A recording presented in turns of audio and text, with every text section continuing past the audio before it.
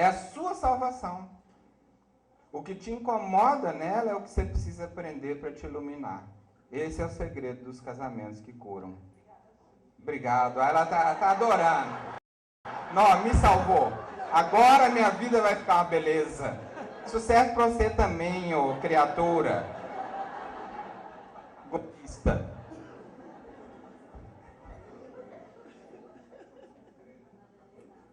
Qual o segredo do casamento que curam? Diálogo. O remédio do casamento é o diálogo. André Luiz, no livro Nosso Lar, disse: quando o diálogo acaba no lar, o amor está muito longe do altar doméstico. Faz sentido? Casal que não gosta de bater papo é um sintoma de pouco amor. E de quê? E de rir junto, né? Fazer cosquinha, fazer sexo, né? Você faz? Ela vacilou em responder. Gostei do vacilo dela. Esse é o seu problema. Tá. Nós vamos resolver isso. Viu? Vamos resolver isso aí. O importante é isso. Vai treinando um negócio que ele vai funcionar. Isso é treino também. Não tem nada de errado nisso. Tem gente que vem assim mesmo. Né? Vem com negócio para treinar. Tem uns que tem que treinar para menos, né? Já pega fogo, né? Já nasce assim. Quem quer? Tem uns meninos que a gente olha na cara deles, já vê que o perispírito é quente. O casamento que cura é isso. É você entender na sua relação aquilo que é importante para você ser alguém melhor. A gente brinca com o tema, sabe que algumas pessoas estão sofrendo, mas é uma visão terapêutica, educacional e libertadora. É assim que funciona. Aproveitando o seu gancho, eu sou um homem de 3 casamentos.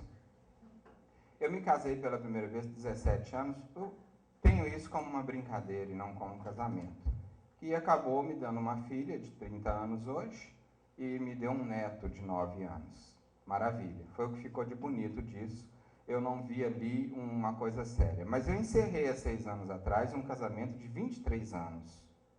E, apesar de encerrar o casamento, é casamento que cura. Por quê? Porque a forma como ele terminou. Porque o que determina se curou ou não é estar junto ou separado. É como encerra o ciclo. Percebeu? Então, hoje a minha ex-esposa é minha melhor amiga. É ela quem coordena toda a obra da nossa editora. É uma pessoa que é mãe dos meus outros 3 filhos, né? Uma pessoa que eu respeito e que foi a pessoa que me inspirou e me deu todo o poder e todo o conhecimento para escrever o meu livro Depressão e Autoconhecimento. Uma vitoriosa, uma pessoa fantástica que eu espero que vocês conheçam um dia, que é a Maria José, que faz o programa Mereça Ser Feliz comigo. Né? E hoje estou num relacionamento de homem maduro. Né? Meu 3º ciclo, né? É um casamento que cura, porque é realmente agora o coroamento de tudo que eu aprendi. Então é um outro momento. Então casamentos que curam não quer dizer estar junto. Depende de como se termina. O estar junto, eu costumo dizer, é muito legal, você morrer velhinho e juntinho. Mas desde que essa relação seja uma relação sadia, que os dois conversem, que os dois viajem, faça sexo, quando dá conta, né? Entendeu? Que divirtam, porque sexo é diversão também. Que passeiem, que cuidem da sua saúde, que façam uma caminhada junto. Isso é bonito. Mas aquelas pessoas que envelheceram, quem é que envelhece? Quem é cheio de mágoa? Quem só tem coisa ruim para lembrar do passado? Quem se sente frustrado com a vida? Aí fica evita a expressão, enchendo o saco do outro até morrer. Ninguém aguenta isso. Isso não cura ninguém. Eu não estou dizendo que com isso tem que separar, mas estou mostrando uma realidade. Casamento é com essa finalidade, é uma coisa muito séria. Tamanha seriedade que ele só podia ter uma proposta sagrada, educativa e libertadora para nós. Então eu vou aprofundar esse tema lá no Humanizar. E eu vou mostrar algumas coisas para vocês sobre esse tema aqui, para ajudar a pensar a partir do tipos de casamento, né? Aqui mais uma peça gráfica do nosso evento, né? São os modelos de família que nós vamos discutir, os modelos de relação de amor, os modelos de família à luz do espiritismo, como é que fica isso, né? Os espíritos recentemente, inclusive, já tem uns 10 anos, me responderam que já existem programações reencarnatórias considerando os novos modelos sociais. Então, por exemplo, tem pessoas que já vêm com uma programação para não formar família, para ter uma produção independente. Isso está dentro do projeto. Os espíritos respeitam o andar da carruagem da nossa sociedade. Existem projetos de reencarnação gay, de amor entre ambos, né? De relação gay, entendeu? Homossexual. E agora, naturalmente, ainda não tive essa confirmação, vai surgir, com certeza, eles confirmando que muitos já renascem para formar família, que é o que está acontecendo aí hoje, né? Então, nós achamos que essas coisas são absurdos, são estereótipos, são coisas graves, são doenças, são obsessões. Vamos olhar isso de outro jeito, né? Nós vamos tratar disso lá no tempo.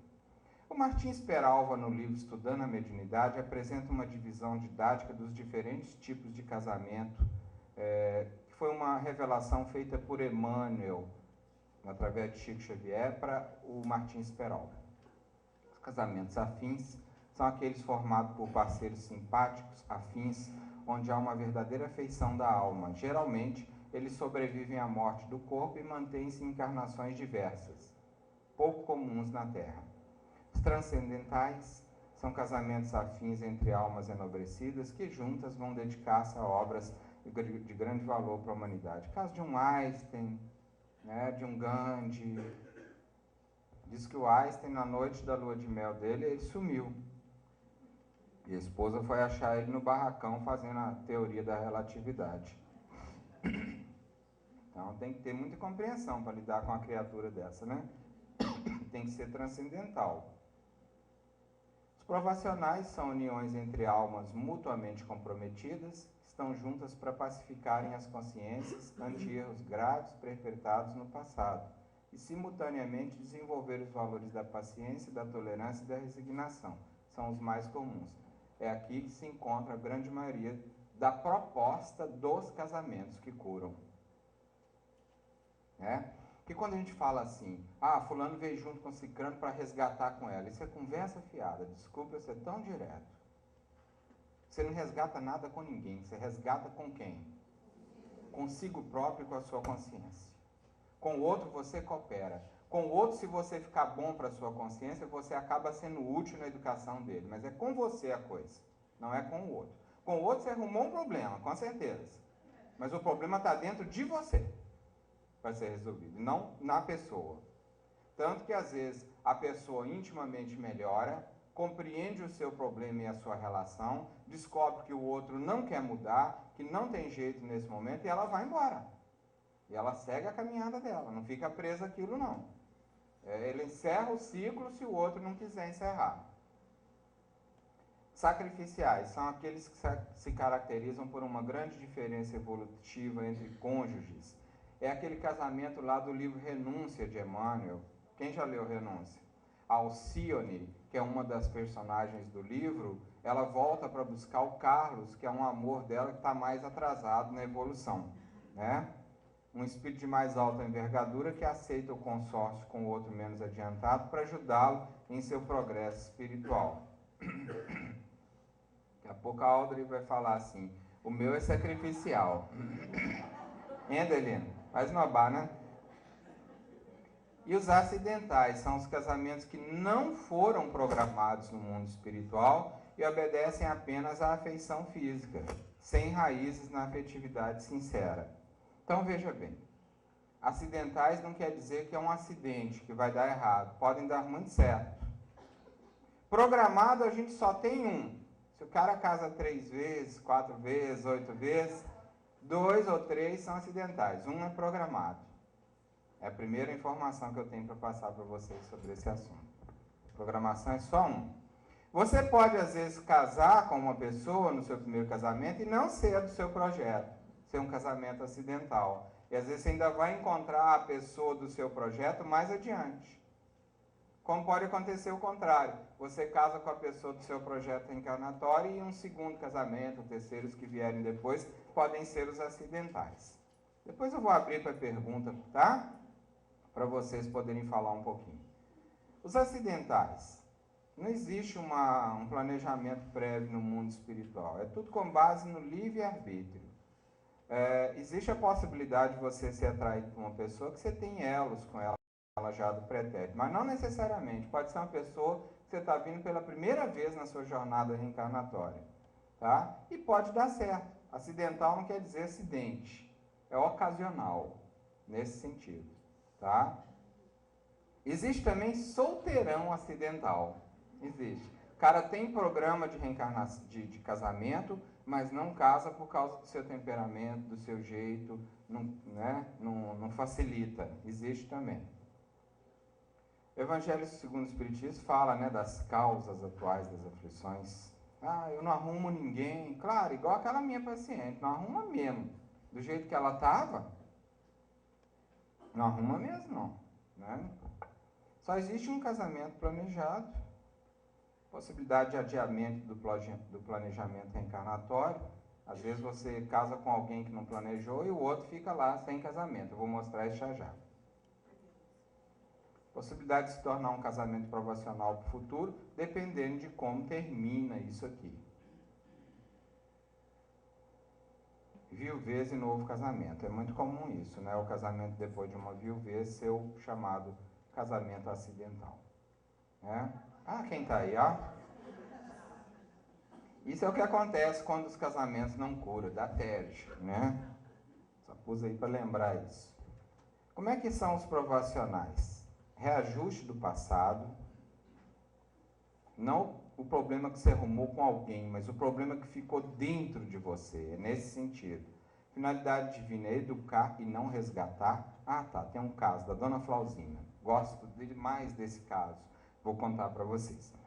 A Dona Flauzina era uma mulher espírita com 3 filhos, uma mulher com 3 filhos saudáveis, sem problemas financeiros, uma mulher que tinha uma vida legal, dedicada à doutrina. E o único problema da vida dela era o Gumecindo, o marido dela, que era um homem muito temperamental. Daqueles que, controle na mão, na sala, sabe como é que é? Lembram desse? Eu falei, homem difícil, muito temperamental. E a Dona Flauzina, espírita, logo pensava, que homem difícil, que prova minha, que dureza, mas eu vou aguentar, vou levar firme, porque se Deus quiser, na próxima encadernação, eu não quero nem ver esse homem mais pintado nem de ouro, né? Levou, como muitos levam, aguentando, tolerando. E viveu 48 anos com esse homem. E o homem e a mulher morreu. Como espírita, claro. O que ela pensou? Logo, quando uma grande maioria dos espíritas, agora, graças a Deus, chegar no mundo espiritual, Dr. Bezerra está lá me esperando, com um tapete vermelho, uma banda de música. Todo espírita tem essas ilusões, né? Chegou lá, a primeira informação que ela recebeu do guia espiritual dela é que ela tinha falido na missão dela com o Gumecindo. Ela não tinha feito casamentos que curam a libertação dela. Ela ficou revoltada. Como é que pode? Eu, uma mulher espírita, aguentei o homem 48 anos. E ele falou exatamente essa que foi a sua grande falha. Sua missão com ele não era tolerar, era amar. Porque quem ama vai muito além da tolerância. Quem ama diz não. Quem ama briga pela pessoa que ama. Quem ama põe limite na pessoa que ama. E quem ama educa a pessoa que ama. E você apenas aguentou. E o Gumecindo continuou o mesmo homem de 48 anos atrás. Se você o amasse de verdade, o encarasse, você ia ajudar ele a ser alguém melhor. E ela ficou numa depressão, entendeu? No mundo espiritual. E o guia espiritual ficou com muita dó dela. Falou, mas fica triste assim. Não, Flauzina, tudo tem jeito, tá?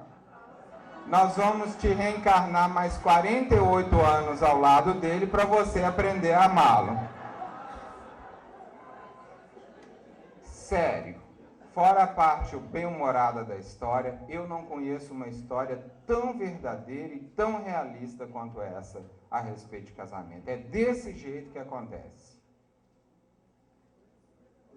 Enquanto você guarda no seu coração qualquer suspeita ou desejo de se ver livre de alguém, pode estar certo. Você ainda tem o que aprender com aquela relação.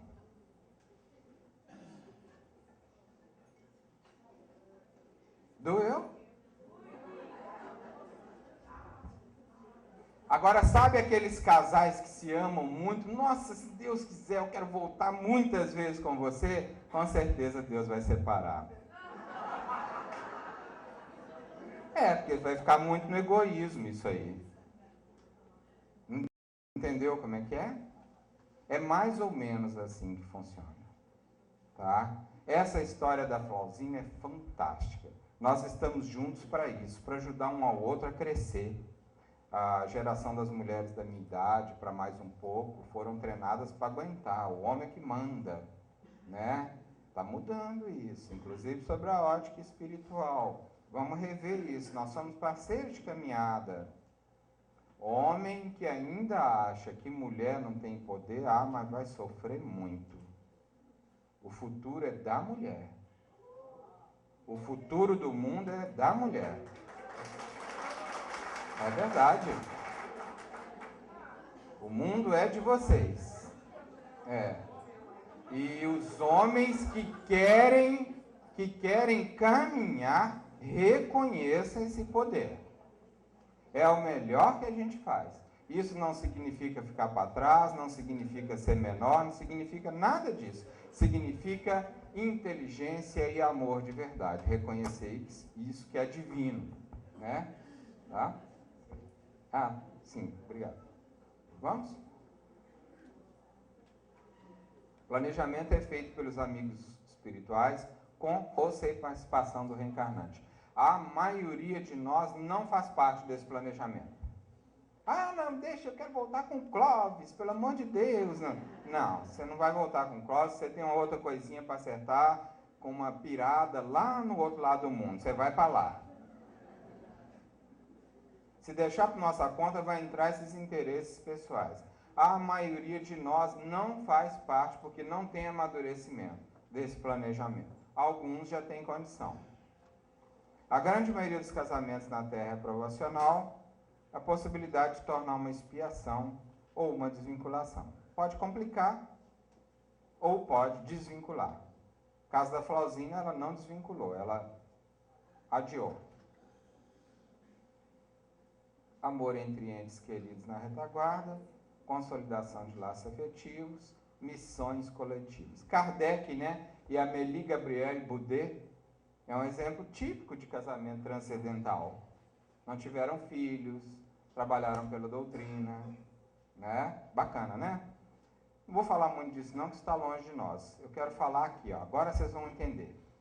Veja bem, presta atenção nessa sopinha de letras.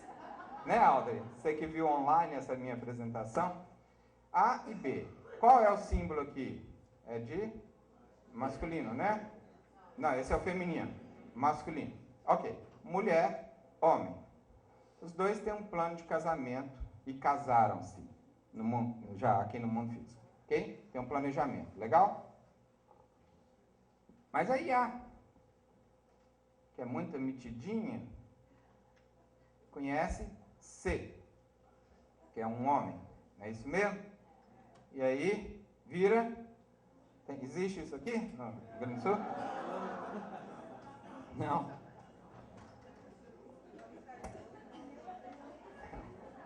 Meio espírita não, né? Ainda bem. Graças a Deus. Espírita não faz sexo, então não tem problema, né? Vamos lá. A sopinha de letras, como é que fica? Muito bem. Se era um planejamento, C entrou na conversa de gaiato. Ok. Naturalmente, C também, que é uma mulher, não é isso?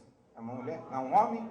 Às vezes eu tenho dificuldade de guardar esses símbolos. Um homem, né? Ok? Também tinha um planejamento de casamento com D, que evidentemente, em função dessa união, vai ficar lá uma criatura sem laço. Ok, como é que fica essa história? Vamos ver algumas coisas. Primeiro, B. B pode ser liberado do compromisso, que é o homem. Se B absolutamente não tiver nenhuma responsabilidade para que o ato da sua mulher tenha chegado a esse ponto, ele está liberado de um compromisso com ela, caso tenha algo a resgatar com ela. Segundo ponto, depois vou abrir para as perguntas, vocês vão poder fazer ao vivo, tá? A cria o adiamento de seu aprendizado, porque ela saiu da união, arrumando um amante dentro de casa, ou fora de casa, melhor dizendo. Se B favoreceu, então ambos são responsáveis pelo acontecimento. Olha aí, isso é interessante. Ah, o meu problema é porque eu adorava muito meu colega de trabalho, acabei me envolvendo com ele também, eu tenho um marido dentro de casa que é um sujeito ogro, uma mistura de Dunga com Scolari. Vocês não acham ruim de eu falar essas coisas, não, né? É assim que eles são vistos lá em Minas, né? Posso fazer nada, problema. Eu adoro o Scolari, o Dunga nem tanto, mas, né? Aí o que acontece? O cara não me dá uma flor, não me dá um carinho. Quando vai pra cama comigo, parece que eu sou uma boneca inflável.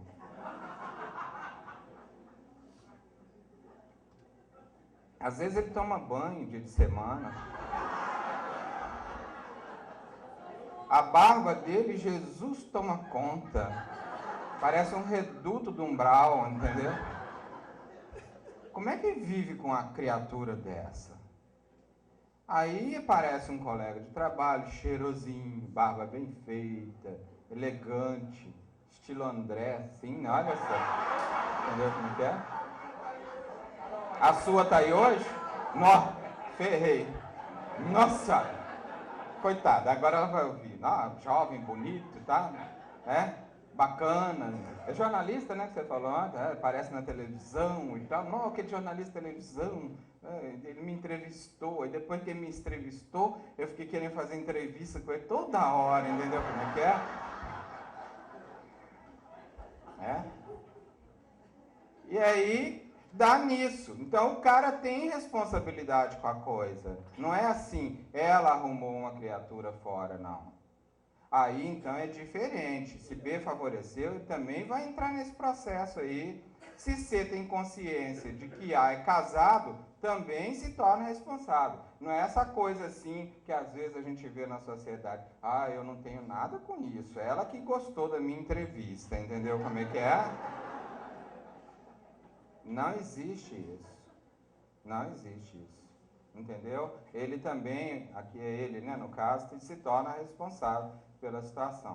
C deve ter um programa também que pode estar negligenciando com D. Olha como fica complicada a situação. Porque acaba que diamante os dois se casam, realmente termina esse casamento aqui, e D naturalmente vai ficar sobrando. O que os espíritos têm que fazer? A chamada reprogramação de urgência. Isso está acontecendo demais em função exatamente dos chamados casamentos acidentais. Vamos agravar isso um pouco. Quando tem filhos programados para vir, A, vocês lembram lá, era a mulher, B, o homem, certo? E estava no programa deles, do casamento deles, vinham os seguintes filhos, as afinidades de A, X, Y, Z, e alguns problemas espirituais do passado de B, que é FG. Eles iam ter apenas uma família singela com 5 filhos, né? Tá? Eles separaram. Como é que fica os filhos do casal que não renasceram? Não deu tempo nem para G vir e nem para Y vir. Já tinha X, já tinha Z, já tinha F. Já tinha X, Z e F. Mas G, que era um reajuste de B, e Y, que era uma afinidade de A, não chegaram a reencarnar, tiveram só 3 filhos. Ficou esses 2 lá pendentes, porque interrompeu o casamento, interrompeu o projeto. Como é que ficam os filhos do casal que não renasceram? Depois eu volto, tá? Onde vocês quiserem. Só apresentar as ideias todas para vocês poderem fazer suas perguntas. No triângulo amoroso, no outro casamento que iria acontecer, mas que nem chegou a acontecer, que é o do amante, iam renascer o filho 1 e 2, que são problemas do passado dele, e vínculos de D, 6 e 9, que também nenhum deles renasceu, porque C virou amante lá de A. Então, como é que fica esses 4 filhos? Eles têm projeto de reencarnar e vão reencarnar. Está autorizado. Olha como é que complica a coisa toda, não complica? Então, C casa com A, os amantes casaram, os reajustes de C, os reajustes de A vão nascer nesse novo lar. O F, o que deu para renascer, vai vir só o F. O Y lá, que estava lá atrás, vai ficar, não vai dar para vir não. Os reajustes de C, 1 e 2 também, né? Deu para nascer o 1 e deu para nascer o F. C só pode ter 2 filhos, então vai ficar filho para trás. O 1, sendo um desafeto grave, não pode esperar, tem que nascer rápido. E F é um vingador sexual de A, né? Um influenciador da sua separação, inclusive, então tem que renascer rápido. Né? Eu conheci um caso desse aqui, ó. Deixa eu mostrar para vocês, que aí eu quero conversar um pouco com vocês antes de ir para frente, senão todo mundo vai ficar louco com essa sopinha de letra. A ficou amante de C e B suicidou-se em função da separação, o marido. O que aconteceu? O primeiro filho de A e C foi o marido, que nasceu excepcional, por causa do tiro que deu na cabeça.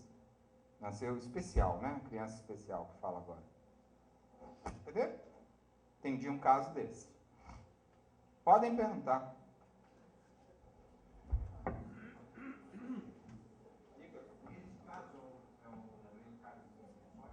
Nesse caso é o quê? É um reencarne compulsório? Não, um reencarne de necessidade. O compulsório, às vezes sim, é bem rápido. Depende muito. Por que isso aconteceu dessa maneira? Porque B, quando suicidou, colou em A. Duro, né?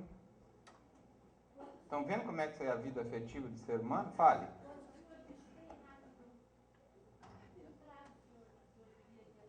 Alguns meses. Hoje está mais rápido reencarnar, né? Quando tem autorização. Tá. Então eu vou ficar aqui. Tá dando para ouvir? Como é que é? Eu levo sem fio pro pessoal. Tá. Vai dar certo isso? Senão o umbral vai ficar chateado. Se quiser, eu também repito a pergunta.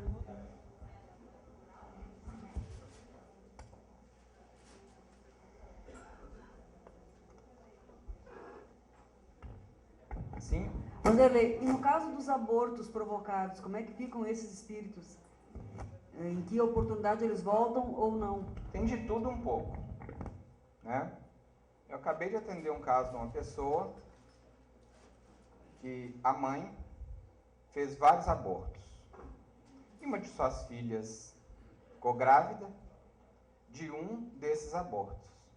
Então, o espírito voltou como neto dela. Entendeu? Tem de tudo um pouco. Cada história é uma história. Tá? Não tem uma história só. Tem espíritos que não vão nascer, vão virar obsessores da pessoa que fez o aborto, que é o mais comum. Atendo isso muito em consultório. Mulheres que fizeram aborto estão debaixo de um processo de ligação ainda com o espírito abortado. Tá? Pergunta aí, fala. Namorei meu marido na adolescência por 2 anos e depois ficamos 18 anos separados. Nos reencontramos outra vez e estamos juntos agora por 7 anos. Isto é um resgate? Isso é um aprendizado.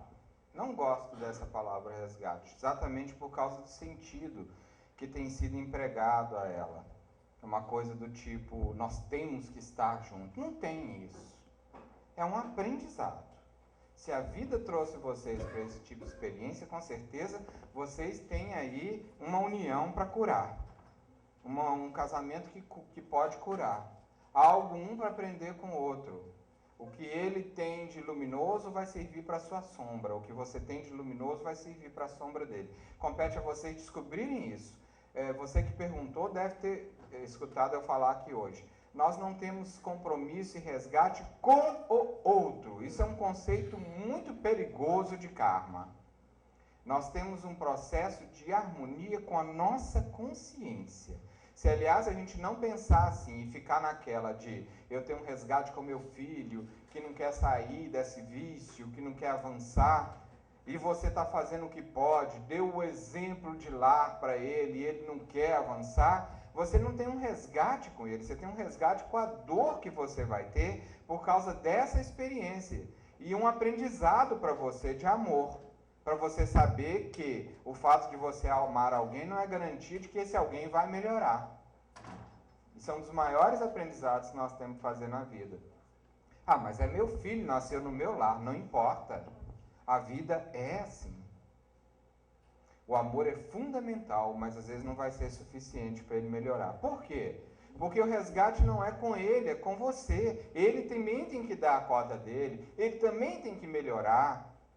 Eu, como pai, estou aprendendo essa lição na minha vida. A gente tem que matar os nossos filhos para torná-los parceiros de caminhada. Vocês entenderam isso que eu falei? Os filhos que nós idealizamos, nós temos que matar para entender que são almas que Deus entregou a nós para a gente fazer o que dá conta de fazer para eles. Porque o pai que ainda quer o projeto do seu filho idealizado vai sofrer muito. Eles têm que deixar de ser filhos depois de uma idade e ser nossos companheiros de caminhada.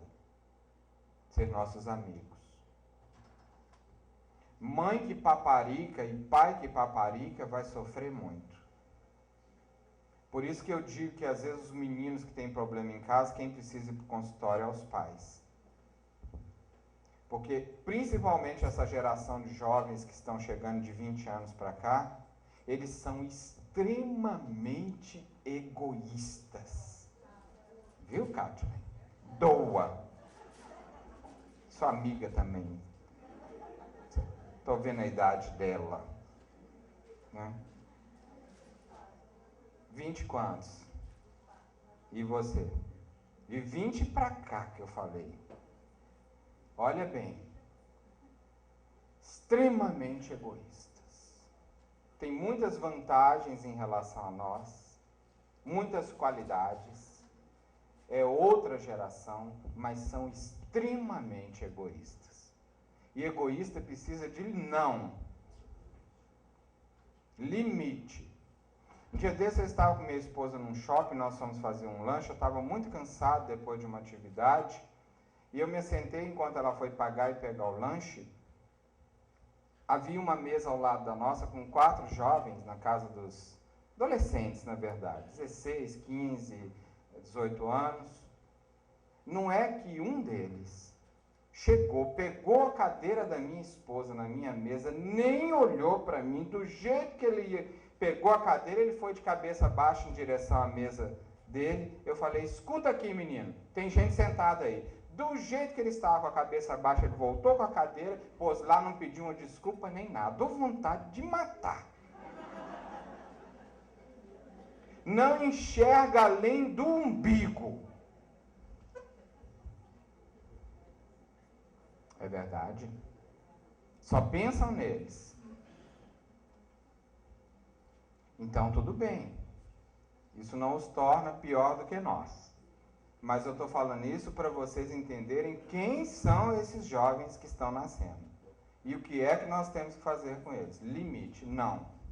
50 mil nãos e um sim. É isso aí.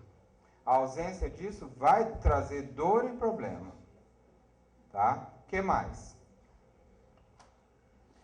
Sabe-se que, independentemente da família terrena, todos nós temos uma grande família espiritual. Pergunta-se, poderá o casamento acidental ser fruto da ligação com alguém da família espiritual e isso poderá gerar karma? Eu acho isso aí muito filosófico, sabe? Eu acho que alguém está no seu caminho, não com essa visão de família espiritual, que não estão pronta para ela. É alguém importante na sua caminhada. Fique assim, né? Alguém com quem você pode fazer algum aprendizado. Por que tem que ser de uma família espiritual? É como se a gente usasse isso para poder justificar o que estamos fazendo. Às vezes não, bobo. Às vezes é alguém que ainda vai te dar muita dor de cabeça. Tomara. Porque assim você vai aprender muito. Parece que quando a gente fala essas coisas, a gente está querendo uma garantia que vai dar tudo certo, que aquela pessoa é uma afinidade, mais ou menos aquela ideia de alma gêmea truncada. Com alma gêmea você não aprende nada. Alma gêmea é uma algema, entendeu? Você aprende com diferentes. Você cresce com diferentes. Amor floresce entre diferentes. Isso é o que nós temos que guardar em casamentos que curam. Se o casamento ou a união é acidental, os filhos oriundos desse casamento também são acidentais? É bem provável. Muito provável. É o caso de D, né? A espiritualidade vai, no caso dele, que não tem nada a ver com essa conversa toda aí, arrumar um novo casamento. E aí vai fazer um projeto também de filho para ele e para a pessoa que vem. E os filhos, entre aspas, serão acidentais. Acidentais no sentido, não estavam na programação original. Vão ter que fazer uma reprogramação.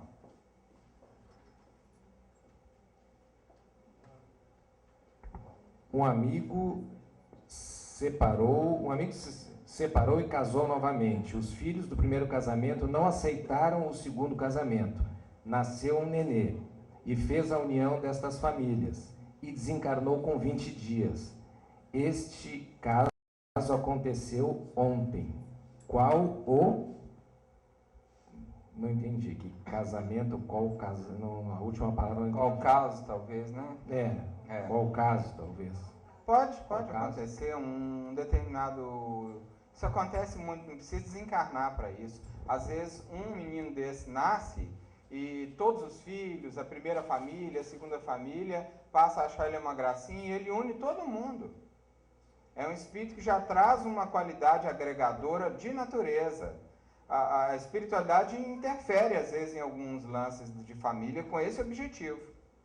Quantos casos vocês não devem conhecer de filhos que a mãe queria até abortar, não queria que nascesse, e aquele filho foi um grande missionário, foi uma pessoa expressiva, fez um trabalho magnífico, que transformou toda a família. Isso acontece muito. Quem na área afetiva progride e recua está resgatando o passado ou os bloqueios emocionais é que impedem que esta pessoa seja plenamente feliz? Os dois fatores podem ser simultâneos? Eles são simultâneos, mas é importante a gente guardar o seguinte. Boa pergunta. Do passado, as coisas problemáticas que nós arrumamos lá, traz para dentro da gente os que você chamou de bloqueios emocionais. E são esses bloqueios que nós viemos aqui para resolver, e não com o outro. É isso que é a noção de karma dentro de um processo terapêutico e educativo. Esses bloqueios que você mencionou é o seu passado no seu presente. E é preciso, às vezes, uma relação com alguém para eles virem à tona e para você poder trabalhar isso. Ficou claro, gente? Ficou claro? Então, o resgate não é com o passado, não é com a pessoa, é com o que você fez nesse passado que está dentro de você agora, nesse presente. Essa é a visão terapêutica de karma. Casamento homossexual. Como as mães devem agir com o seu novo filho? Que novo filho? O namorado, marido do seu filho. Ele não é novo filho, ele é o marido do filho dela. É genro, boa. Ela vai ter um genro. Se você tratar ele... Por que você tem que tratar ele como novo filho? Não entendi.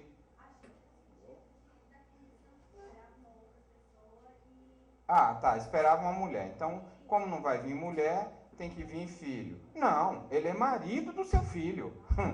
Assume isso. Entendeu como é que é? A pergunta pode ser quem que é a esposa e quem que é o marido, é por isso que eu não sei. Tá? Não queira saber, trata ele como o parceiro do seu filho. Por que tem que ser um novo filho? Tá certo? É óbvio isso, né? O importante é o respeito, o carinho, o amor.